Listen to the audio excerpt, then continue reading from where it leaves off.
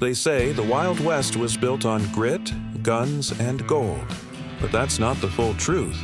It was also built on hunger and the food that kept men alive when the world forgot them.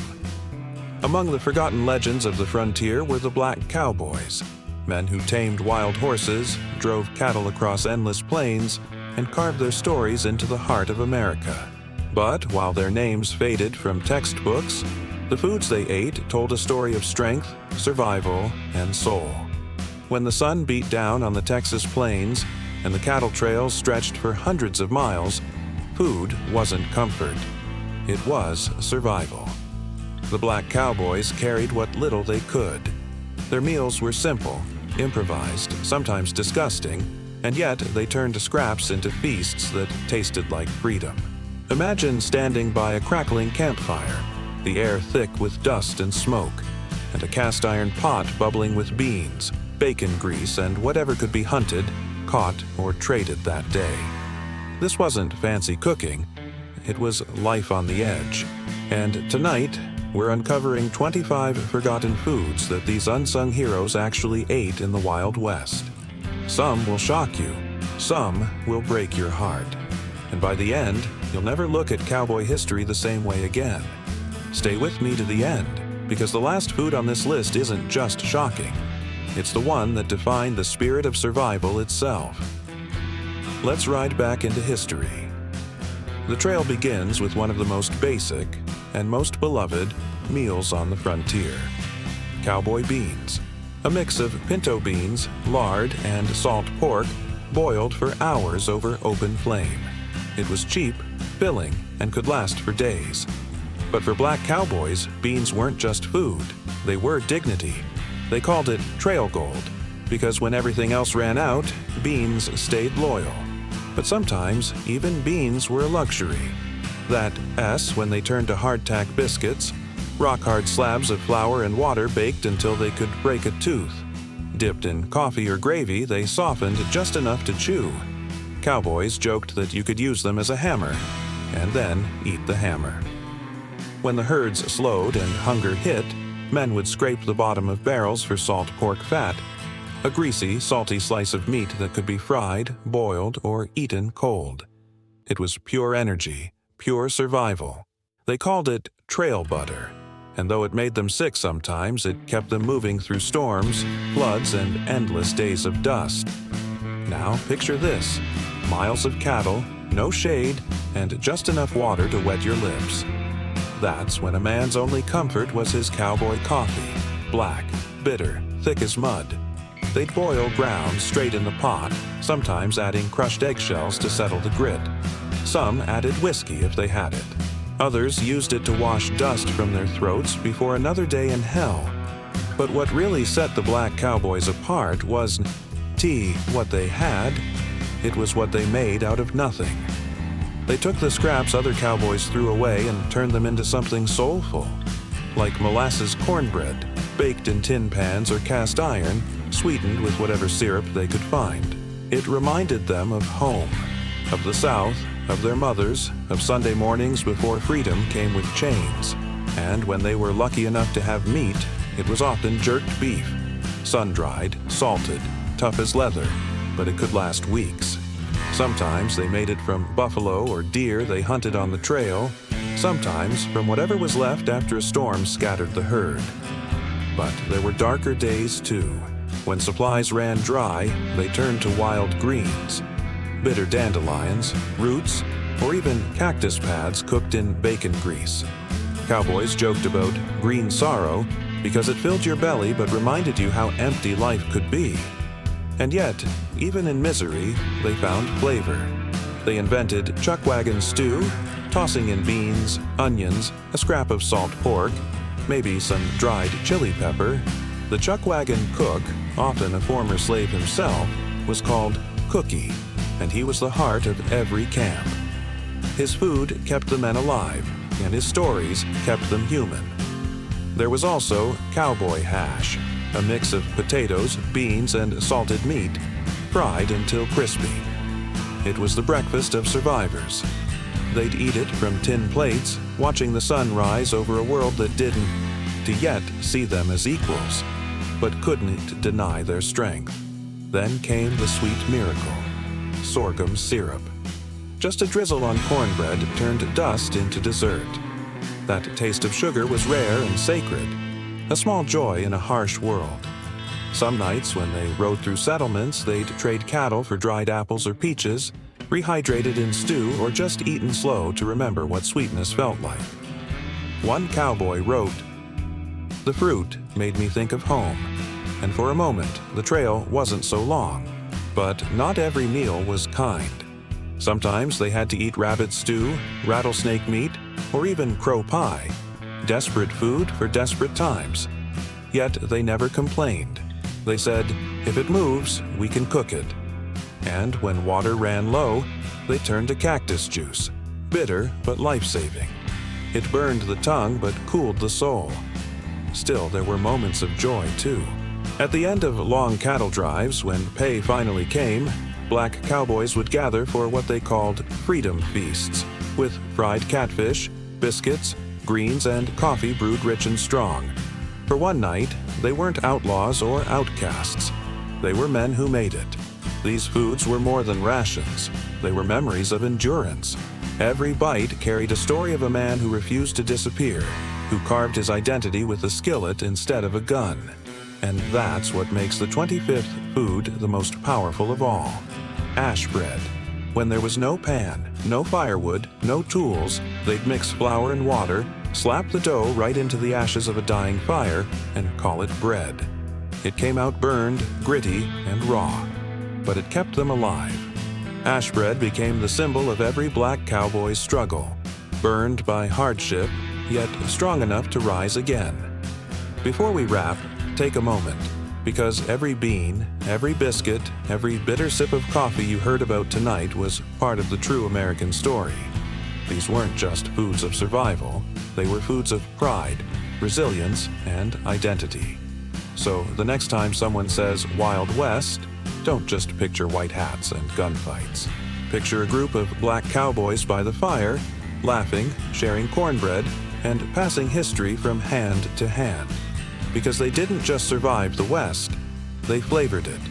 Watch till the end for unseen foods that shaped America's forgotten frontier.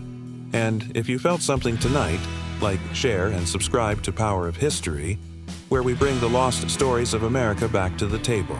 Ash bread was their last line of defense against hunger. But what came next proved their strength even more. Because the story of food in the Wild West didn't end with the trail, it carried into freedom, family, and the rebuilding of a life after the dust settled. When the cattle drives ended and the stars faded over the prairie, the Black Cowboys didn't disappear. Many stayed, became cooks, blacksmiths, horse trainers, and ranch hands. And they brought their food traditions with them, shaping the soul of the South and the heart of the West. Take cowboy stew with okra and cornmeal dumplings, a dish that blended African roots with frontier necessity. It wasn't in any cookbook, but in the chuck wagon's smoky air, it became a comfort food that healed tired bodies. The dumplings were thick, the stew salty, but to a cowboy who hadn't eaten fresh food in weeks, it tasted like home. And then there was barbecue. Not the modern kind we know, but rough, open-pit fire cooking, born from survival and passed down through generations. Black Cowboys taught their trail crews to smoke meat low and slow, using mesquite wood and homemade sauces thick with vinegar and molasses. That smoky flavor became the taste of the frontier, and later the foundation of Southern barbecue culture itself. One of the rare luxuries they dreamed of was sweet potato pie. Soft, spiced, and sweet. Sometimes on rare visits to small settlements, they'd pool money to buy a slice from a local cook. It wasn't just dessert, one cowboy wrote. It was a reminder that sweetness still existed somewhere. But the daily meals were far from sweet. Drought, storms, and scarcity meant they often had to stretch whatever food they had. They made bone broth from leftover cow bones, simmering it for hours until the marrow turned into thick, life-giving soup. They called it trail medicine, and it kept men alive through sickness and exhaustion. When even bones ran out, they turned to the earth itself. Wild onions, prairie turnips, and roots became hidden treasures dug from the dirt.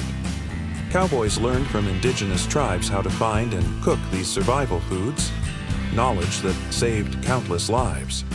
Some of the most haunting meals came from desperation. During long drives through New Mexico and Arizona, they sometimes ate buzzard stew, a bird so tough and bitter it had to be boiled for hours to make it chewable. One cowboy said, "We prayed before eating it, not for the blessing, but for forgiveness." And yet, not every meal was misery. When the rains came, they'd gather wild honey from hollowed trees or cactus blooms. That taste of natural sugar was like gold.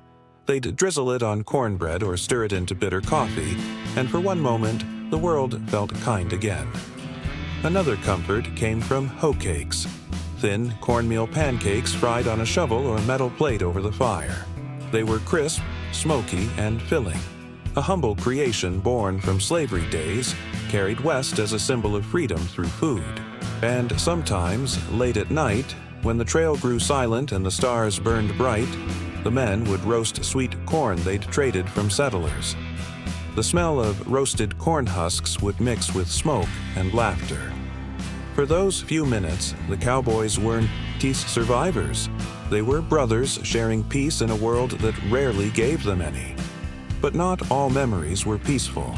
When food spoiled or supplies rotted, men suffered from food poisoning, infections, even death. Some ate spoiled jerky, some drank muddy water, and yet they rode on. Because stopping meant starving. There were also foods that symbolized community, like black-eyed peas, believed to bring luck and strength. Whenever a new year or journey began, some cowboys saved a handful to cook together, a silent prayer for survival, freedom, and the hope of returning home. As the decades passed, those frontier recipes followed the men who once rode the cattle trails. In towns like Dodge City, Abilene, and Fort Worth, Black families opened small eateries serving dishes that mixed cowboy survival with soul food creativity. Smoked brisket with molasses glaze, fried catfish with cornmeal crust, and skillet greens with pork fat. Each dish carried a whisper of the open range. Even when they had almost nothing, they found a way to feast. Some black cowboys roasted pecans and acorns, using ashes to neutralize bitterness, an old African trick passed down through generations. And when they couldn't afford coffee, they made coffee substitutes from roasted corn, ground chicory root, or parched barley. Bitter, but better than nothing. They said, "It ain't coffee, but it'll fool your soul." The chuck wagon became more than just a kitchen. It was a moving church of fire and iron. Meals were moments of faith, laughter, and storytelling.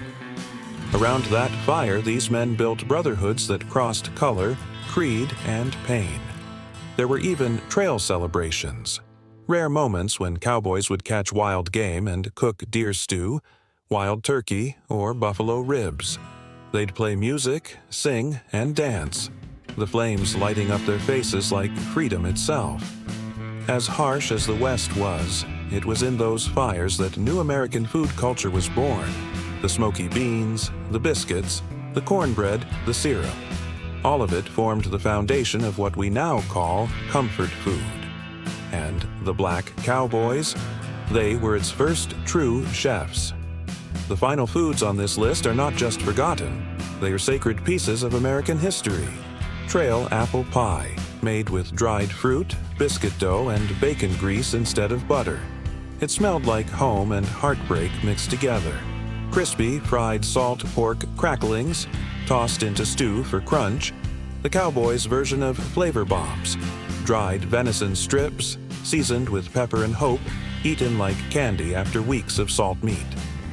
Pan drippings gravy, made from pure grease and flour, poured over everything to add warmth when the heart grew cold. And finally, freedom bread, born after emancipation, baked by cowboys who once worked plantations but now rode free. It was soft, golden, and made with yeast, a luxury ingredient that symbolized rise, renewal, and rebirth. They baked it in hidden camps and tiny cabins, and every loaf told the same story. We made it. So when you think of the Wild West, remember, it wasn't just about gunfights and gold rushes. It was about a group of men who cooked, shared, and survived through dust, danger, and discrimination. Their meals were maps of resilience. Their recipes were resistance. And their fires burned long after history tried to put them out. Because even when the world forgot their names, the flavor of their struggle lived on. In every smoky barbecue, every cornbread crust, every pot of beans simmering slow in the American South. If this story stirred your heart, don't let it fade. Like, share, and subscribe to Power of History, where forgotten food meets the untold stories of survival, struggle, and strength that built this nation. Because the Wild West wasn't just a place, it was a kitchen. And the Black Cowboys were its soul.